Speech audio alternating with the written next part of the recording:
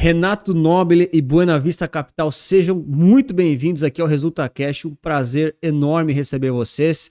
Renato, por favor, apresente-se. Quem é você? Quem é Buena Vista? O que a gestora está fazendo aí pelo mercado brasileiro? Vamos bater um papo hoje sobre ETFs, um pouquinho sobre dividendos sintéticos e a visão da Buena Vista aqui para o mercado brasileiro de ETFs. De novo, muito obrigado pela sua presença. Seja muito bem-vinda. Fala, Anthony. Pô, obrigado aí pelo convite. De coração mesmo, a gente agradece. Você está fazendo um baita trabalho aí nas redes sociais, YouTube, falando de ETF. Somos esse mercado que é relativamente novo no Brasil, mas com conteúdo muito rico, tá? Você sabe que eu já falei isso várias vezes, você não passa pano, você fala para valer o que é verdade, então a gente gosta bastante disso. Como eu costumo dizer, né? O pessoal precisa entender que não existe bala de prata em ETF ou qualquer produto financeiro, então acho que o pessoal precisa entender realmente cada vez mais os produtos que estão disponíveis aí. Então, para a gente é um prazer bater esse papo. Boa. Renato, seguinte, antes de você falar um pouquinho sobre a Buena Vista e a News, queria só deixar aqui registrado, pessoal, esse vídeo não é uma recomendação de investimentos, todos os ativos que a gente falar aqui realmente é para conhecimento e estudo geral de vocês, e é sempre importante falar que eu, Anthony, a Resulta Capital, a gente não tem ligação com nenhuma gestora, banco ou corretora, é sempre importante reforçar que nós temos uma abordagem independente, né? Tanto é que essa série aqui do ResultaCast é justamente para trazer diversas gestoras, diversas, enfim, personalidades aí do mercado financeiro para ter mais contato com a pessoa física. Então, comenta aí embaixo as dúvidas que vocês têm para a Buena Vista ou para outros players do mercado, enfim, dúvidas gerais de ETF, que a gente vai se esforçar ao máximo para responder vocês e criar cada vez mais essa interação toda entre as gestoras, eu, você e assim por diante. Renato, por favor, como é que funciona em termos da Buena Vista e que parceria é essa com a News, que acaba sendo uma coisa um pouco diferente aqui do mercado brasileiro, né? Uma situação um pouco fora do comum do que a gente geralmente vê com os outros players e com os outros gestores, né? O que é essa parceria? Que diferença faz? É só produto? Tem vantagem? Tem desvantagem? Para o investidor pessoa física, o que isso muda de fato? Pô, valeu. É ótimo a gente falar sobre isso, né? Apesar de ser algo novo na indústria, é bem antigo o nosso relacionamento lá com a turma da News, né? Eu estou no mercado desde 2000 e o relacionamento aqui da Buena Vista, né? Dos sócios, na verdade, tem um relacionamento societário de fato, mas uma longa amizade aqui, um relacionamento, né? Eu acho que assim é bom o pessoal entender, a gente não caiu, né, em ETFs por acaso, né? A gente está nesse mercado há bastante tempo, obviamente vindo do mercado americano depois para cá. Então, para o pessoal entender qual é esse tipo de relacionamento que a gente tem lá com a News nos Estados Unidos, né? De 2014, a gente chegou a ser sócios lá, junto com o Garrett, o Troy, né? Que são os dois principais fundadores lá da News, que era a antiga gestora, chamava Recon Capital, né? Chegou a lançar aí os dois primeiros ETFs de dividendos sintéticos, usando covered call nos Estados Unidos, que existem até hoje, inclusive, né? Que é o XYLD e o QYLD. Hoje eles estão dentro da Mirai, né? Na verdade, Global X. A Mirai comprou essa operação nossa em 2016. Obviamente, a gente acabou saindo, eles foram para dentro lá da Mirai, e depois, quando a Mirai comprou a Horizon e depois a Global X, e virou tudo Global X, o Garrett e o Troy, eles venderam a participação deles, né? Passaram o período de no compete, aí o Garrett ligou e falou, cara, estamos com um novo projeto aqui, isso era 2019, mais ou menos 20, vamos montar a News. A gente falou, pô, queria que a gente tivesse junto, óbvio, né? Nem olhando o business plan, nada, são amigos aí de longuíssima data, como eu comentei, a gente entrou, e assim, cara, hoje é muito grande a News, né? Tá batendo aí 13 bi de dólares, né? Bem relevante até para o mercado americano, mas, pô, quando a gente entrou lá, quando começou realmente a gestora, iniciou com $1,5 milhão, ficou praticamente 2 anos aí com mais ou menos 3 milhões de dólares, aí batendo 7 milhões de dólares para depois ter esse crescimento, né? Então, assim, um trabalho bem árduo, mas tem esse relacionamento, acho que primeiro de amizade e depois realmente societário. Isso faz uma diferença muito grande para o investidor brasileiro. Eu acho que, em primeiro lugar, pô, pelo nível de conhecimento, de qualificação da equipe lá fora, e também por a gente poder trazer produtos que estão no auge da inovação hoje nos Estados Unidos para o mercado brasileiro. Então, isso ajuda bastante o investidor, né? Fora as facilidades de poder comprar direto na B3, fora também a questão do ganho fiscal, que você já comentou bastante aí nos seus vídeos também, tá? Boa, vamos falar da questão do ganho fiscal daqui a pouco, mas antes, vamos acelerar aqui o papo. Eu tento ser sempre muito agilizado nos vídeos, tá, Renato? Eu digo que o tempo das pessoas a gente não pode ser desrespeitoso. Então, o cara vê tudo vezes 2, fica tranquilo, eu sei bem como é que é. Mas vamos lá, então. Hoje, a Buena Vista foi a primeira a escolhida aqui ao ResultaCast por diversos motivos, mas um deles é porque o pessoal pediu muito e quase todas as perguntas que a gente estava planejando ali foram direcionadas a ela, tá? Então a gente não vai conseguir responder tudo aqui de uma vez. Se for necessário, a gente marca de novo. Mas hoje a Buena Vista, ela é vista, pelo menos aqui pelos inscritos do canal, como a gestora do dividendo sintético. É isso mesmo? Não é? Tem uma outra abordagem? Vocês realmente gostam dessa tese? Vocês têm em mente ampliar um pouco a estratégia? Ou é isso mesmo, cara? A gente quer bater nessa tecla, essa é a visão que a gente quer passar para o mundo. Como é que funciona isso? Também. Eu acho que é por aí, tá? Só que vai um pouco além, né? Eu vou falar por quê. Isso é bem interessante a gente tocar. A NIOS, o nome já diz, é Next Evolution Option Strategy. Então, uma casa 100% voltado para dividendo sintético, para derivativos, tá? Então, hoje são 3 ETFs, acabamos de lançar um novo lá, e todos eles fazem um pagamento de dividendos através de estratégia com opções. Lá, por que eles são focados, né? A gente é focado nesse tipo de estratégia? Porque lá o mercado é gigantesco, né? Tem gestora demais, tem hoje mais ETF do que ação no mercado americano, né? Então, assim, quando você se especializa, você vira referência naquele assunto e fora que realmente é a expertise da equipe. O que a gente resolveu fazer no Brasil, né? Lembrando que a Buena Vista aqui separada, apesar desse relacionamento todo, é que como tem uma oportunidade muito grande no mercado brasileiro, a gente acredita que a gente vai, né, claro, dada a devida proporção, chegar no estágio de maturidade de ETF do mercado americano, a gente consegue ir um pouco além, não só de dividendo sintético. Então, a gente foca, assim, no dividendo sintético, a gente está sendo reconhecido por isso, eu acho fantástico também, mas a nossa estratégia é complementar as ofertas que já existem no mercado brasileiro, tá? O que eu quero dizer com isso? O pessoal não vai ver a gente lançar uma estratégia de S&P puro ou de Nasdaq puro, porque, sinceramente, a gente vê players fantásticos fazendo isso, como a própria BlackRock e o Itaú é um exemplo. Então, a gente vai criar variações, por exemplo, do S&P, variações do Nasdaq, seja com dividendo ou sem dividendo, coisas que a gente já tem até hoje na casa, tá? Então, a gente vai bem por aí. Isso é um ponto legal, porque o pessoal comentou, né, no vídeo inicial de perguntas e respostas que o pessoal queria falar, muita gente muitos investidores, a pessoa física fica incomodado, né? Por que todo mundo quer lançar um ETF de S&P? Aí daqui a pouco você vai ter 15 ETF de S&P comum, vamos dizer assim, e cara, isso acaba não sendo, tudo bem, cada um tem uma coisa diferente, o preço da cota e tal, algum tem um filtrinho a mais ou menos, mas acaba não sendo uma coisa realmente diferenciada, né? Então, acho que esse ponto de se diferenciar e trazer produtos diferentes, acho que é bem importante. Aí, de novo, né? Se vai ser aplicável ou se não vai, cada investidor vai ter que acabar refletindo. Antes da gente falar dos ETFs que não pagam dividendos, que, no caso, eu acabo até olhando um pouco mais, né, mas para atender o público aqui, falar sobre dividendo sintético. Eu entendo que é uma estratégia que a pessoa física até consegue replicar em muitos casos, mas, na minha opinião, traz uma complexidade muito grande e um certo risco por acabar mexendo com opções derivativos e tem toda a questão de risco, né? Então, explicando assim, de forma bem básica, né, sem se aprofundar muito, né, o que é o dividendo sintético e por que ele seria uma vantagem fazer através de um ETF ou fazer sozinho com a pessoa física. E também talvez explicar um pouco por que os dividendos são tão diferentes para cada ETF. A gente vê o Coin 11, que o pessoal adora falar. Cara, todo vídeo alguém faz assim, pô, fala do Coin 11, Anthony, fala do Coin 11. Cara, a vida não é só Coin 11, pessoal. Mas por que o dividendo é tão alto no Coin 11 e ele é menor num SPY da vida, ou enfim, em outro possível ETF? Boa, tô vendo, mas acho que você ficou mudo agora. Desculpa, agora vamos voltou, lá. agora voltou. Tá vendo a tela aí, não tá? Tô vendo sim. Pô, foi ótimo você tocar nesse ponto, que eu acho bem legal o pessoal entender, tá? E isso é uma imagem que a gente pode te mandar, acho que eu já te mandei essa apresentação. Sim. Fica à vontade para compartilhar, não tem nenhum segredo aí, a gente gosta de mostrar realmente para o pessoal entender. E tem muita diferença entre fazer sozinho e tentar replicar a própria estratégia, mesmo através de outro produto, tá?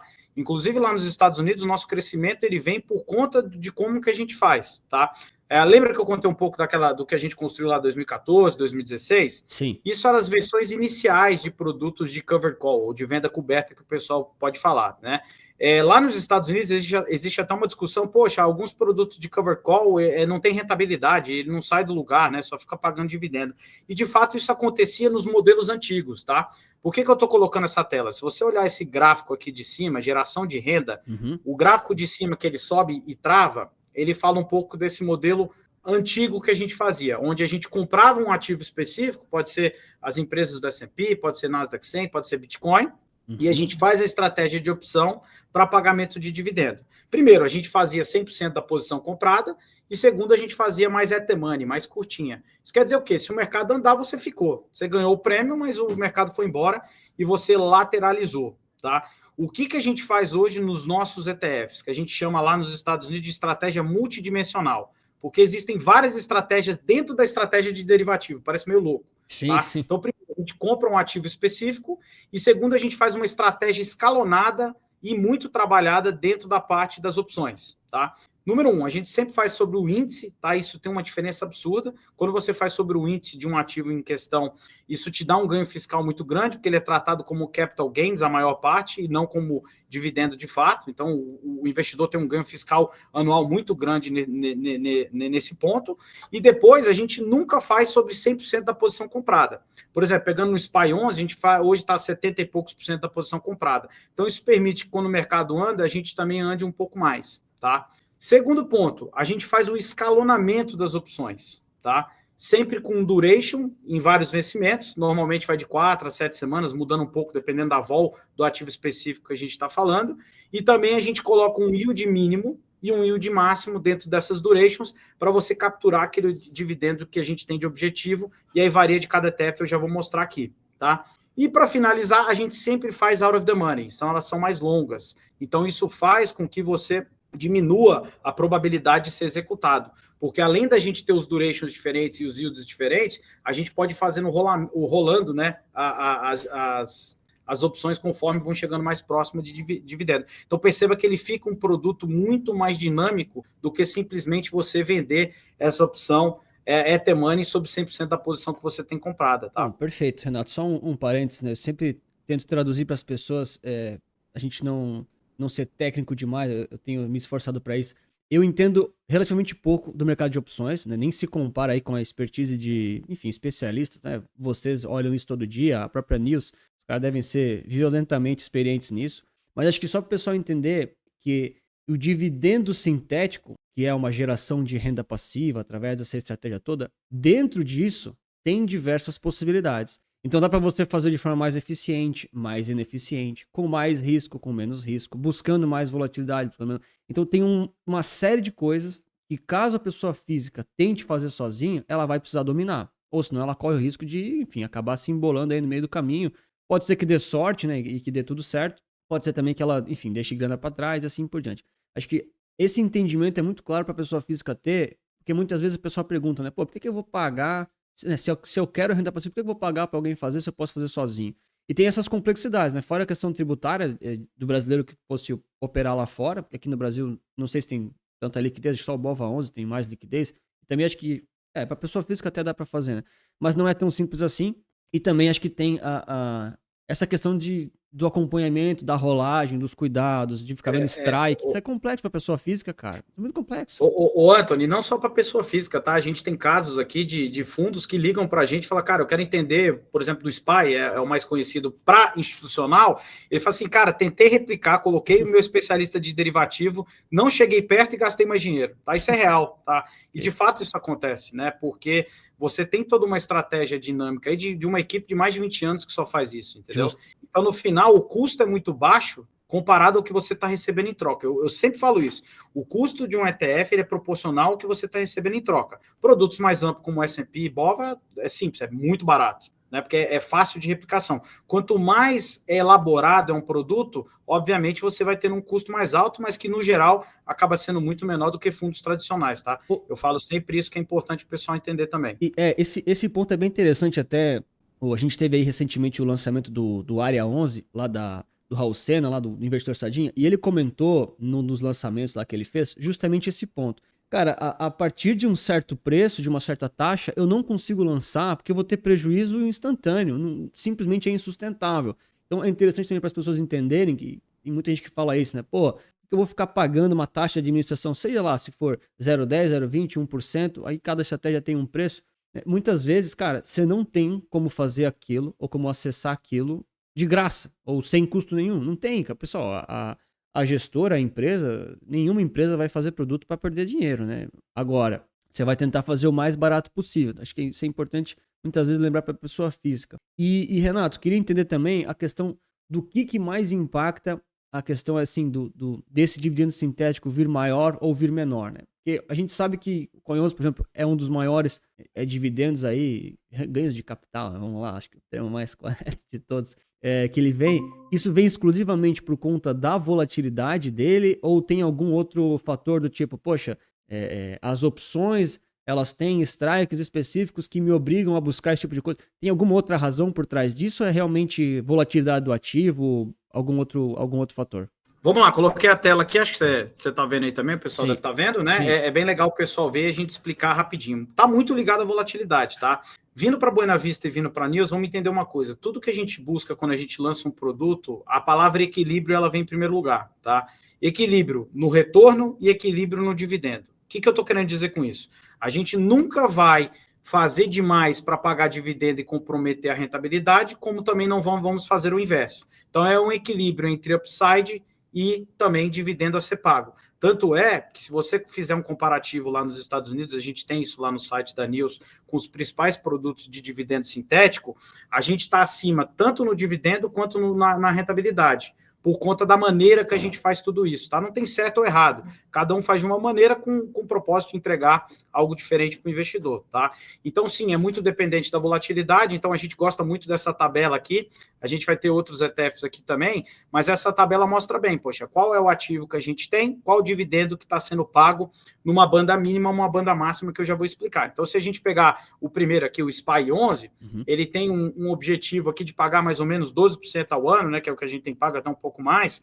E por que a gente tem essa banda mensal mínima de 0,9 e máxima de 1,1? Tá? É bem simples, ela é baseado no histórico do VIX, né? O VIX é o índice de volatilidade do SP500, tá? Então, baseado na volatilidade desse ativo, ele vai dizer mais ou menos quanto que a gente consegue capturar de dividendo sem comprometer muito a rentabilidade. Por que 0,9 a gente colocou de banda mínima? Porque, historicamente, o nível mais baixo do VIX foi 8,47, se eu não me engano, em 2017 que ele atingiu isso, tá? Então, baseado nesse número menor do S&P, foi o dividendo que a gente conseguiu pagar. Hoje o S&P está até com uma vol um pouquinho mais alta, a gente pagou um pouquinho mais esse mês. Se você pegar o Bitcoin, vamos para o inverso lá, vamos lá para outra banda, o dividendo bem mais alto. A vol média do Bitcoin até dezembro era de 60, contra uma vol média do S&P de 18. Percebeu a diferença? Quanto que a gente consegue pagar bem mais ou bem menos? Inclusive, no do Bitcoin, a gente poderia pagar até 3. Só que, na nossa visão, isso comprometeria demais a rentabilidade do Bitcoin. Então, você tem um produto super equilibrado, que muitas vezes até ele fica acima do Bitcoin puro. Lembrando, isso não é o objetivo do produto. O objetivo do produto é te dar acesso a um ativo-alvo, no caso o Bitcoin que eu mencionei, com uma geração de renda que vai estar te alimentando todo mês. Legal, tá? legal. Entendi esse ponto. Então, só para esclarecer para o pessoal, né, o que o Renato quis dizer aqui é duas coisas bem importantes. Né? A primeira delas é uma banda em termos de geração de renda passiva. Ela pode ser menor ou maior. É totalmente ligado à volatilidade do ativo. Quanto maior a volatilidade, teoricamente, maior ali o dividendo sintético que você consegue gerar a partir disso. Mas nem por isso a Buena Vista e a News estão buscando o máximo sempre. Em alguns momentos, vocês seguram um pouco a mão para tentar garantir um segmento um pouco melhor ali do ativo-alvo, né? Justamente... O Antônio, até te interromper, que esse ponto é bem interessante quando você compara produtos lá nos Estados Unidos, né? Aqui ainda não tem. Existem vários produtos de cover call lá, são mais de, acho que já está batendo até quase 100 ETFs de cover call, e tem vários que pagam dividendo assim, cara, o que eu capturar na estratégia de cover call eu vou pagar. Então, muitas vezes, tipo do S&P, o cara paga 1,2, só que tem mês que vai pagar 0,2. A gente coloca a banda mínima e máxima, que na nossa visão isso dá muito mais previsibilidade para o investidor. Poxa, eu sei mais ou menos quanto eu espero receber mês a mês desse tipo de produto, tá? Entendi. E aí, no médio e longo prazo, a tendência é ter um menor descolamento possível em relação ao ativo original. Essa é a estratégia, então. Tô perguntando realmente porque eu quero saber. Deixa eu mostrar um negócio legal aqui para você. Estou entrando no site da News aqui, tá? Então, qualquer um pode entrar, newsfunds.com. Lá até foi premiado aí o melhor ETF lá, o QI. Isso fala até de comportamento de investidor, né? O QI, que é o do Nasdaq lá, é o produto que mais cresce nos Estados Unidos. Aqui no Brasil é o Coin 11. Né? Mas é legal só para tipo de comportamento mesmo. Boa. Eu acabei de clicar aqui no Resources comparativos, tá? Estou fazendo um comparativo do S&P, posso fazer o do QI também, não tem problema. Então, isso é um comparativo que está lá no site, ele é atualizado aqui sempre, tá? Comparativo que vai desde o dia 30/8 de 22 até 31/8 de 2025, tá? Então, só um comparativo para o pessoal entender e ter o que esperar. Do lado direito, a gente tem um SPY puro, né? O S&P puro, subiu aí 67 com pagamento de 1,19. Do lado dele, a gente tem o Divo, que é um ETF famoso aí de dividendos, 43,4. A gente tem o JEP também, do JP Morgan, o maior ETF ativo do mundo, tá? A última vez que eu olhei, mais de 40 bi de dólares, deve estar bem mais que isso já. Subiu 31 com pagamento de 7. O nosso antigo que eu falei lá, da Recon Capital, né? O XYLD hoje na Global X, 29,9. E o nosso, 48,8 com 12 de dividendo. Então perceba o seguinte, ele não só teve a maior rentabilidade, ou seja, a aderência ao índice principal, como também ele teve o maior dividendo, tá? Então é um pouco disso, é como você vai criar o produto com equilíbrio para ter o máximo de rentabilidade também com um bom pagamento de dividendos, tá? Entendi. Esse é um case aqui real mesmo. Entendi. Se fizer do QI, vai na mesma linha, tá? Sim, tranquilo. E aí, só para reforçar, né? Acho que isso, eu sempre falo isso muito nos meus vídeos, até é a forma que a Resulta Capital encara o mercado, né? Os ativos que pagam a renda passiva, eles têm ali esses possíveis riscos de ter uma descolada por conta da estratégia, por realmente. Vamos lá, né? No médio e longo prazo, o objetivo não é ser o ativo exatamente, é justamente a geração de renda passiva. E muitas vezes é o que a pessoa está buscando. Então, para quem busca esse tipo de coisa com a exposição ainda ao ativo-alvo, é o que acaba, às vezes, encaixando a sua estratégia. Mas, justamente, a pessoa tem que ter, enfim, né? Tem que ter, vai receber esse dinheiro todo mês, vai ter que usar para alguma coisa, seja para rebalancear, gastar na vida real e assim por diante. Ô, Anthony, estou mostrando mais um gráfico legal aqui da apresentação, tá aí contigo também. Ele mostra exatamente isso que você está falando, tá? Então, aqui é um comparativo do S&P puro, do índice, um comparativo com o S&P Dividend, que é o ETF mais famoso de dividendos do S&P, com o nosso aqui SPY 11, obviamente, o índice, tá? Uhum. Então, perceba o seguinte, como ele fica consistentemente acima de um produto puro de dividendo, isso é muito legal do dividendo sintético, de cover call, porque ele não só te dá o acesso ao ativo principal, como ele potencializa o seu dividendo. Tá? Então faz muito sentido no longo prazo. E também, óbvio que ele fica abaixo do S&P em períodos de esticada. Por que eu adoro esse gráfico? Ele mostra isso, tá?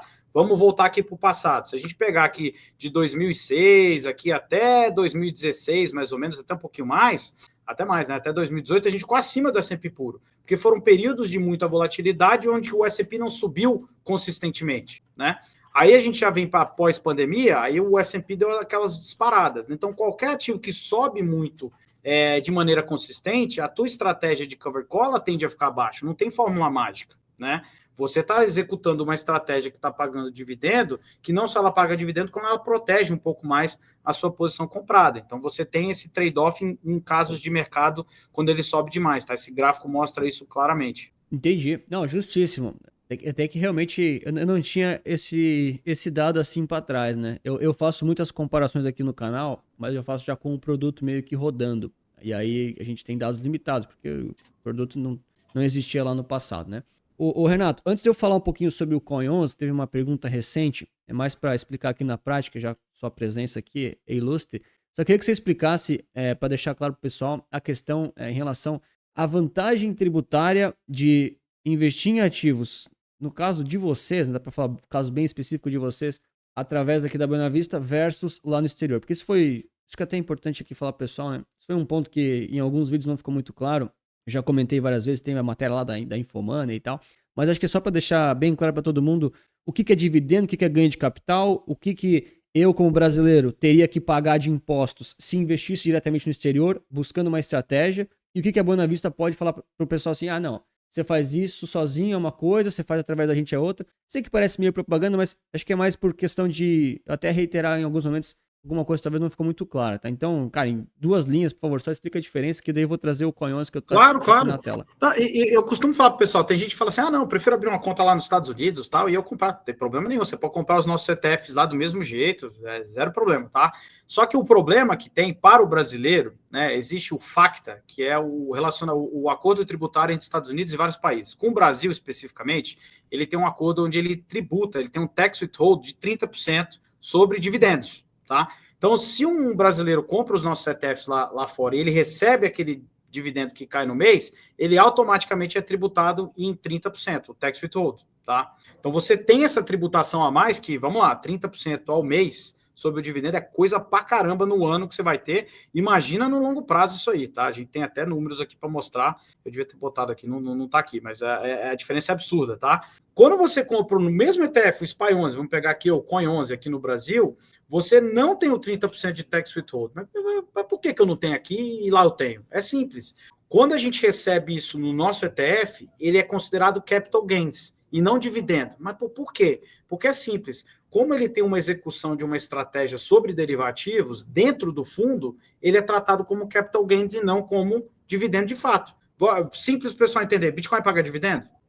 Não paga dividendo. Então, sim, simples de entender. Como a gente executa isso através de opções dentro do nosso ETF, ele não tem os 30% de tax withhold. Então, você tem um ganho fiscal absurdo quando você compra aqui no Brasil, tá? Muito grande. Todo mês, todo mês. Justo. E no caso, mas isso é por conta da estrutura da Buena Vista. Se a gente fosse comparar com outras possíveis gestoras ou produtos que vão vir no futuro, com certeza vão surgir, tem que ver se existe isso também. Porque tem o risco de tributação. Você tem 100% de razão. Vou te falar como. Se você tiver um ETF de REITs, por que nunca lançaram um ETF de REITs no Brasil com dividendos? A razão é simples, porque ele vai ser tributado em 30% de tax withhold, tá? Quando você recebe aquele dividendo do REIT, ele tem o 30% de tax withhold. Como a gente executa uma estratégia sobre opções de índice nos Estados Unidos, ele é tratado como capital gains para o fundo aqui. Então, toda essa estrutura, ela gera esse benefício fiscal. Por isso que a gente tem um Casa 11 que ele tem tax withhold, mas mínimo do dividendo que é pago. Porque o restante todo é o cover call que a gente faz. Fora que a gente faz um outro negócio lá na News, que é fantástico, pouquíssimas casas fazem isso nos Estados Unidos, que é o chamado, eu não vou ter como traduzir esse negócio, cara, eu devo ficar usando inglês, mas se chama tax harvesting, tá? Nada mais é do que compensação fiscal. Tudo que gera de ganho e perda no próprio fundo, no ETF, a gente compensa isso mês a mês e volta como ganho de cota para o cotista, tá? Entendi. Tem uma série de mecanismos que é feito dentro do produto que gera essa eficiência fiscal no final. Eu sou um cara muito do Pareto, sabia, Renato? Então, eu algumas coisas eu falo assim pra mim mesmo. Cara, é tanta complexidade que eu entendo que é tanta complexidade que a gente não consegue entender tudo. A gente entende que tem uma sequência grande de coisas que estão sendo observadas e geridas e que talvez a pessoa física não conseguiria ter isso tudo nas mãos. Tá? Eu sempre olho isso. Por isso que eu gosto tanto de ETF. Você tem lá o índice, uma gestão que amarra esses pequenos detalhes para você. Ó, queria só falar rapidamente aqui sobre o Coin 11. Deixa eu colocar ele aqui na tela. Vamos lá. Tem que compartilhar aqui para você também. Pera aí. Vamos lá. Deve estar rolando aí já. Só queria... Tô vendo. Isso. Só queria que você, enfim, né? Além de mim, né? Confirmasse a nossa teoria aqui, né? A gente teve alguma... Vamos falar um pouco das perguntas do pessoal agora, tá? O pessoal, enfim, trouxe várias perguntinhas aí no decorrer dos dias e tal. Então, o pessoal tem dito assim, né? Pô, por que o Coin 11 tá abaixo de R$90, se não me engano? Por que ele não tá subindo? Por que ele não tá acompanhando aqui o preço do Bitcoin em dólares, né? Muita gente pergunta isso. E acho que é sempre importante lembrar, pessoal, quando a gente faz essas comparações com ETFs aqui do Brasil, independente se eles pagam dividendo sintético ou não, tá? Muito mais pela questão do ativo em si, o que ele tá buscando replicar. A gente tem que sempre olhar qual que é a proposta dele. Então, beleza, o Coin 11, o Renato me corrige se estiver errado, mas ele tem um ativo-alvo que é o Bitcoin, mas tem a geração de renda passiva, a gente sabe que tem toda essa questão, mas ele está super sujeito ao dólar. Então, você faz uma comparação com o reinvestimento bruto dos dividendos, para tentar comparar ali, né, o Coin 11 com o Bitcoin, não dá para comparar com o Bitcoin em dólares. Tem que comparar com a questão do real junto, né? Então, embutido. Por isso que eu coloquei aqui BTC-BRL, o Coin 11 com os dividendos reinvestidos. Aqui o TradingView considera ele meio bruto, mas é só um título de estudo. E coloquei aqui o dólar junto. Então, quando a gente olha esse tipo de ativo, e eu imagino que todos, praticamente, se eu não me engano todos, né? Os ativos aí da Buena Vista, você tem que considerar o efeito do dólar. Então, se o dólar está caindo, ele vai impactar naturalmente a cota do Coin 11 ou então do BTC-BRL, né? Querendo ou não, essa acaba sendo a análise. Se fosse um ETF redeado, né, ou sem o impacto do câmbio, aí seria realmente uma coisa mais BTC-USD, vamos dizer assim. Mas não é o caso, né, Renato? Abrir outro gráfico depois, deixa esse aí, tá? Eu vou abrir outro gráfico legal pra caramba, a gente manda muito. Tá. Tem uma coisa que é engraçada antes de eu responder, que é o seguinte: você sabia que a primeira vez nos últimos 5 anos, pode ser um pouco mais, que o dólar tá caindo? Sim. Então, assim, o investidor é normal, ele não está acostumado a ver o dólar caindo versus o real. Então ele vê, poxa, mas eu estou vendo o Bitcoin lá, eu entro na telinha lá, estou vendo o BTC, está subindo. O que o aqui está caindo? É exatamente isso, tá? O efeito do dólar no final, né? Se você pegar todos os nossos produtos, eles estão com exposição cambial, tá? Com dólar, por uma razão, estruturalmente ele diminui o seu risco. Quando o mercado, no geral, você tem um estresse no mercado, o dólar tende a subir, então ele diminui o teu risco. Né? Como eu falei, nós estamos numa janela específica, raros momentos a gente vê esse movimento do dólar caindo, mas tem uma razão macro, né? Não vou nem entrar nesse ponto aqui, que eu acho que não é o objetivo, Sim. Mas a tendência ao longo do tempo é uma valorização do dólar versus o real. Mas o que está acontecendo é simples, é a queda do dólar. O que a gente tem que sempre fazer é comparar os ativos na mesma moeda. Por exemplo, se você pegasse ano passado, tivesse feito o comparativo, estaria acima. O nosso caso aqui, porque o dólar subiu. Sim. Do produto que está já dolarizado, entendeu? Então, o caso é independente, é sempre comparar na mesma moeda, porque senão você está fazendo uma comparação que não é justa. Mesmo em casos que a maioria das vezes o dólar está subindo, tá? Tô sendo super justo. Até mostrar uma coisa aqui, deixa eu mostrar isso aqui que é legal pra caramba, cara. O pessoal vai gostar. Deixa eu mostrar isso. E não se preocupa que não é só o pessoal que te assiste, tá? Isso é geral. Dá uma olhada nessa tela aí, acho que você tá vendo. Tá? Isso é uma comparação do Coin 11, desde o lançamento do Coin 11, versus o Bitcoin, tá? Puro. Só que, tem um detalhe, ambos em BRL, os dois estão aqui em reais, tá? Então, perceba que a diferença no total return, né, considerando os reinvestimentos dos dividendos, a gente está acima do Bitcoin puro em 5,35. Lembra, não é o objetivo, tá? Mas como teve muita volatilidade, ou seja, o Bitcoin está caindo muito, fica de lado, a tendência desses produtos de covered call é ficar acima, tá? Então, a gente costuma mostrar esse comparativo para o pessoal entender, poxa, agora eu estou entendendo. Quando você está comparando ele na mesma moeda, realmente ele está cravadinho, né? Porque esse é o objetivo no final. Se a gente dolarizasse aqui no ano, putz, estaria uma diferença. Se a gente dolarizasse com uma janela maior, estaria uma diferença ainda maior, entendeu? Justo. É bem por aí. Ô, Renato, vou começar a puxar umas perguntas aqui dos inscritos. Uma delas, você comentou agora a questão de todos os ETFs da Buena Vista estarem expostos ao dólar. Duas perguntas da galera aqui para começar a atender o pessoal também, né? Vamos lá, a primeira delas. A Buena Vista tem interesse ou está no radar lançar produtos sem exposição ao dólar? Interrogação. Pergunta dos inscritos, tá? Não tem o nome de todo mundo, até porque alguns usuários são genéricos, tá. Mas essa é a primeira. Minha resposta é sim, não, eu vou falar por quê. Quando o produto tiver dolarizado, ativos dolarizados, não. Vou te falar por quê. Fazer uma pergunta. Se você dormir hoje e acordar daqui a 10 anos, você quer ter 100 mil dólares ou 100 mil reais? Só essa pergunta. Eu tenho a minha resposta. Eu acho que a maioria, tá, vai escolher os 100 mil dólares, porque é estrutural, é um país muito mais desenvolvido, né? Democracia, crescimento, emissão de moeda, né? Tudo a conjuntura, ela tem uma tendência do dólar valorizar ao longo do tempo em cima do real, tá?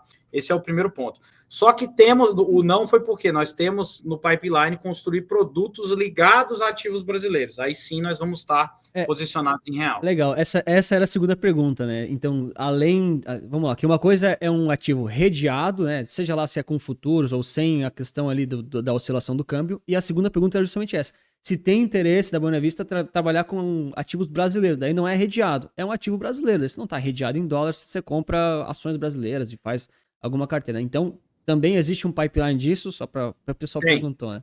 Total, eu vou me estender um pouquinho na resposta para o pessoal entender. A gente já queria até, inclusive, ter lançado antes, mas é bom o pessoal entender como investidor, saber o seguinte, poxa, quando você compra um ETF, ele está facilitando você a ter acesso àquela estratégia. Então, para o gestor, a gente precisa de um nível de profundidade, de liquidez, para a gente ter a tranquilidade de que aquela estratégia vai ser executada independente dos volumes que vierem, né? Então, isso é um ponto que a gente se preocupa muito. Para você ter ideia, o primeiro produto brasileiro que a gente vai lançar vai ser no começo do ano que vem. A gente está trabalhando nele há praticamente 1 ano e meio. Ainda não posso revelar, mas é um produto muito, muito interessante. Por quê? Por que a gente está demorando tanto para falar? Justamente ajustando os pontos para ter certeza absoluta que ele para de pé e o investidor pode ter a tranquilidade que não vai ter problema nenhum ao comprar o produto. Tá, não, legal.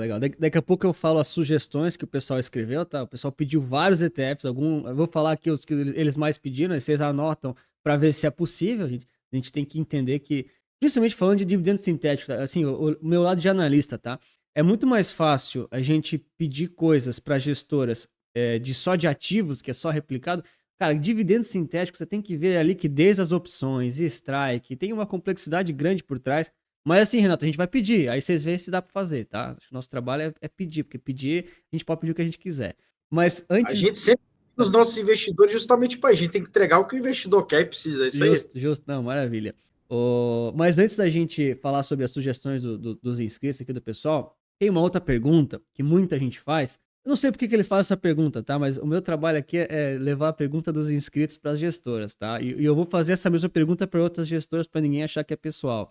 O que aconteceria, assim, efetivamente, se uma gestora de ETFs decidisse fechar as portas ou fosse comprada por outra empresa ou por algum motivo tivesse que encerrar suas atividades? O que acontece efetivamente com aquele dinheiro que está investido? Ele some do dia para a noite, seja lá se for nos Estados Unidos ou no Brasil, tem um lastro desses ativos de fato? Como é que funcionaria uma eventual, enfim, fechamento de uma gestora ou se ela fosse comprada? Isso é uma ótima pergunta, eu vou responder com uma tela também. É uma resposta bem simples, mas eu gosto de mostrar essa tela, isso é legal. Tá, Aqui, ok. está na apresentação também, tá? Tá tudo lá para você usar, fica à Boa. vontade. Ah, esse Olha, aqui, esse aqui. olha Boa. que coisa interessante, cara. Isso aqui é só para dar tranquilidade para o investidor, ele pode ficar absolutamente tranquilo. Eu escuto muito o pessoal falar, poxa, mas eu tenho muito produto da Buena Vista. Primeiro, eu fico feliz para caramba quando a pessoa fala isso, tá? Mas segundo é o seguinte, fica tranquilo, porque você está muito diversificado, porque no final o que interessa é o que você está comprando, não a gestora, né? Ninguém está botando dinheiro aqui na nossa conta, tá? Então, quando você fala de ETF, olha o nível de infraestrutura e de players envolvidos quando você vai lançar um ETF. É muita complexidade aqui no backstage, aqui é muita coisa acontecendo para o investidor ter a simplicidade de simplesmente ir lá comprar e vender um ativo, tá? Então, respondendo essa sua pergunta, duas coisas podem acontecer. Se a gestora resolver fechar a porta, ela vai notificar e pode liquidar os fundos, então vai ter um tempo de sobra para os investidores. Falou, no dia tal o fundo será liquidado, todo mundo recebe dinheiro de volta, tudo tranquilo, porque tem todos esses players aqui participando, desde o regulador, da bolsa, do administrador, do formador, enfim, são muitos players aí envolvidos. Esse é o cenário 1. Cenário 2 é o seguinte, a gestora pode vender a operação ou decidir encerrar e uma outra gestora assumir a gestão dos ETFs especificamente, tá? Então, o investidor pode ficar tranquilo. O risco que o investidor tem no final é o ativo que ele está investindo. Deixa eu dar um exemplo aqui. Você está comprado no S&P. Eu vou falar para todo mundo, cara. Se alguém está preocupado com o S&P, é o mundo acabar. É bem por aí, né? Você está preocupado com o S&P. Imagina que a gente tem um ETF de Ambipar. Estou dando um exemplo de Ambipar, porque aconteceu o fato aí ontem aí, da ação aí caiu mais ou menos 50% por conta de questão de dívida.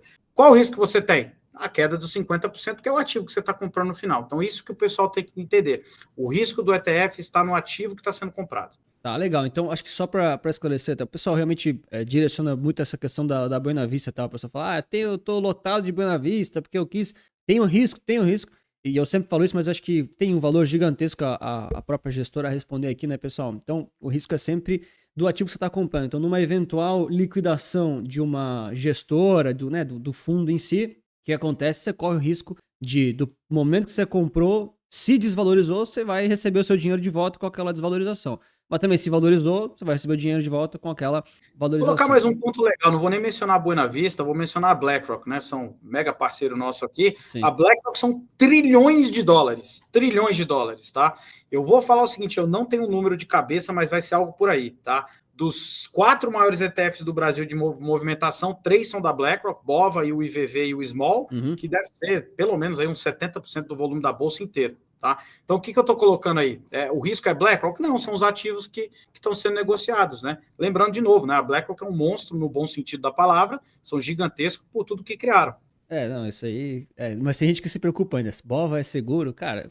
Acho que a BlackRock não fecha do dia para noite, pessoal. Mas muitas vezes o iniciante não tem essas respostas e é nosso trabalho esclarecer, né? Renato, vamos agora para as partes finais aqui, tá? As sugestões dos inscritos e aí também deixar um espaço aberto aqui para a gestora falar aqui alguns últimos pontos e também um pouco da visão de mercado de ETFs para o Brasil, tá? Vamos lá, o pessoal pediu aqui alguns pontos, trouxe aqui os mais comentados, né, que o pessoal trouxe. Eles pediram especificamente aqui, 2 foram bastante comentados, um ETF ligado ao Ethereum com dividendos sintéticos. Então, não sei se é possível por conta aí da volatilidade. Tem algum espião aqui dentro da empresa ou não? Não, o pessoal escreveu nos comentários, tá? Escreveu nos Tô comentários. brincando. Não, mas Estamos olhando isso aí, tá? Já falo, estamos olhando com muito carinho já há bastante tempo. Só que por que demorou um pouquinho para a gente colocar no forno de fato? Já está no forno, tá? Porque a SEC lá, a SEC lá nos Estados Unidos, né? Ela aprovou recentemente só a questão de opções de Ethereum lá nos Estados Unidos, tá? Então realmente não dava para fazer, era por isso, tá? Legal. E antes de eu falar a segunda sugestão, então, ó, já tem a prévia, pessoal. Informação aí que os caras estão de olho nisso aí, tá? Então, até é importante sempre reforçar, né? O Renato comentou da SEC. A SEC, ela, SEC, ela é a CVM da Bolsa Americana, mais ou menos, tá? É tipo isso. E o que é importante sempre falar? A gente trabalha aqui, eu com a Resulta Capital, o Renato com a Buena Vista, a News lá nos Estados Unidos também, a gente trabalha sempre em ambientes regulados. Então, tudo que tem nos fundos da Buena Vista, nos produtos da Resulta Capital, nas minhas atividades como analista, tudo que a gente faz hoje é legalizado, tem uma regulação por trás. Isso é até importante falar, porque tiveram outras perguntas que o pessoal fala, pô, mas esse ETF está legalizado? Cara, não tem como você lançar um ETF na Bolsa de Valores que não está legalizado. Pode ser que seja arriscado, pode ser que seja um ativo volátil, mas assim, tem uma regulação e para abrir um fundo, eu imagino que seja uma burocracia desumana, tá? Eu imagino que seja um negócio... Dá para fazer uma dessa daí de horas aí, a gente falando. Se pra caramba. Se o pessoal quiser, comenta aqui embaixo que a gente marca daqui a uns dias para falar mais sobre a burocracia de abrir um fundo, um ETF. Então, assim, é tudo muito regulado, tá? Chega a ser um negócio até meio chato. Mas esse é o ambiente que a gente acaba escolhendo trabalhar justamente por questão aí enfim, né? Ser mais seguro também para quem é cliente. E assim, Renato, até a segunda sugestão que o pessoal pede muito, já falei para vocês lá, só para deixar registrado, é a questão de um VT com dividendos sintéticos, né? Uma exposição mais ampla, porque o pessoal está preocupado que só está em Estados Unidos ou tem muita tecnologia, o pessoal fala, pô, um VT com dividendos sintéticos seria espetacular, tá? Essas são as duas sugestões que eu tenho aqui, que o pessoal sempre me pede bastante. Vocês levam aí pro time, vê se é possível, né? Não sei se tem opções para isso também. Vou responder, mas sem data. Será atendido. As duas. Que legal. Vamos atender os nossos investidores. Não, justíssimo então. O pessoal que ficou até aqui na parte do vídeo tá super respondido, né? Pode deixar na manga. E agora, pessoal, pressão na Buena Vista, né? Aí é com eles, para quem realmente busca e faz a pressão nos comentários aí, tá? Renatão, ó, seguinte, cara. Termina aí com as palavras da Buena Vista, com a visão geral do mercado brasileiro de ETFs. Você trouxe aqueles dados lá na ETF Week em São Paulo, faz umas 2 semanas. Pô, 10 trilhões fundos ativos, 60 bi ETFs. Diz um pouquinho pra gente sobre o que vocês veem do mercado brasileiro e para onde é que a gente tá indo, né? Pô, maravilha. De novo aqui, pô, primeiro, obrigado, né, por essa oportunidade. A gente gosta muito de falar isso, é assim que a gente cresce, né, com, pô, você fazendo esse belo conteúdo pro pessoal, o pessoal entendendo como é que a gestora funciona, tendo confiança para realmente investir nos produtos. Como você sabe, a gente está investindo muito em ETFs, né, já são 10 ETFs, está vindo muito mais aí pela frente também, porque a gente acredita demais que o Brasil vai seguir essa tendência global, né, muito mais uma tendência americana, mas uma tendência global também, porque no final, o investidor, ele quer eficiência. Ele quer eficiência no que ele está comprando, ele quer transparência, ele quer eficiência de custo e tudo mais.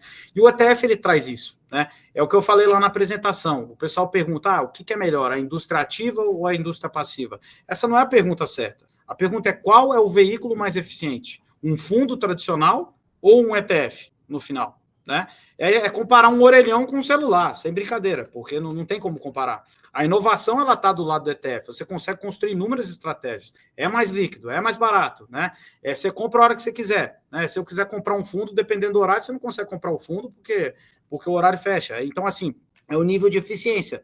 Tanto que o investidor ativo, ele consegue replicar isso dentro de um ETF. Então, a gente acredita muito, por isso que a gente está investindo muito nisso, que a tendência é ter cada vez mais ETFs no mercado, e aquele número lá que a gente mostrou de 10 tri, a indústria total de fundos versus 62 bi de ETFs, ele vai se inverter, tá? A gente acredita que o número de ETFs vai superar muito em breve o número em volume, né, de fundos, pela questão da eficiência do veículo, simplesmente por isso, né? Não é a Buena Vista que é melhor, não tem nada disso não, tá?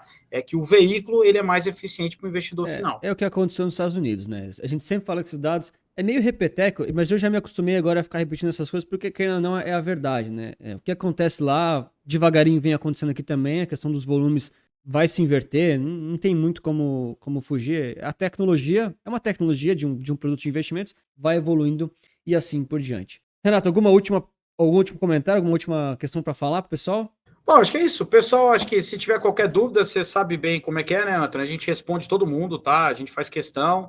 a gente responde via WhatsApp, a gente responde via os nossos contatos via e-mail. O que o pessoal for vir atrás aqui tiver dúvida, vai ser um prazer realmente a gente responder, porque a gente quer que o investidor compre sabendo o que ele está comprando no final, né?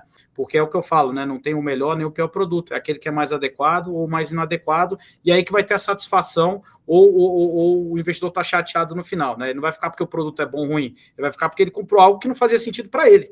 Simples assim, tá? Então, pô, de novo, obrigado por esse espaço. Para a gente é um prazer e sempre que você chamar, estaremos de prontidão. Não, legal, obrigadão. Pessoal, comentem se vocês querem a Buena Vista de novo aqui, os novos temas, novas perguntas. Deixar aqui meu agradecimento gigantesco para o Renato, para a Buena Vista, que vieram até aqui, dispuseram do tempo deles. Um prazer imenso recebê-los aqui, assim como vão receber várias das gestoras. E deixar aqui os parabéns sinceros para a Buena Vista em termos da proposta disruptiva que vocês têm no mercado. Isso eu admiro muito. Sempre falo nos meus vídeos, ó, o pessoal que acha que eu tô passando pano aqui, puxando saco, a minha estratégia pessoal de investimentos não é de dividendos, tá? Eu não sou o maior fã dessa tese, mas eu gosto muito da abordagem disruptiva, a proposta nova, fazer diferente, que eu sei que a Buena Vista está buscando trazer essa visão nova, essa questão diferente. Inclusive, falando assim, de canal mesmo, os vídeos que o pessoal mais engaja, mais se interessa e mais pede são dos ETFs que tem esse ponto diferente de vocês. Então, acho que fica aqui o feedback positivo do público, em termos enfim, da proposta que vocês estão trazendo. E, claro, a gente vai seguir acompanhando as novidades aí e atendendo aí as necessidades da galera. Renato, de novo, obrigado a você e obrigado a Buena Vista por ter vindo. Muito obrigado. E para quem está assistindo até aqui, lembra de deixar o like, se inscrever no canal e também acompanhar os próximos vídeos que estão recomendados aqui nesse vídeo. De novo, muito obrigado pela sua inscrição, seu like. Obrigado pelo Renato, pela Buena Vista. E lembre-se que investir certo resulta capital.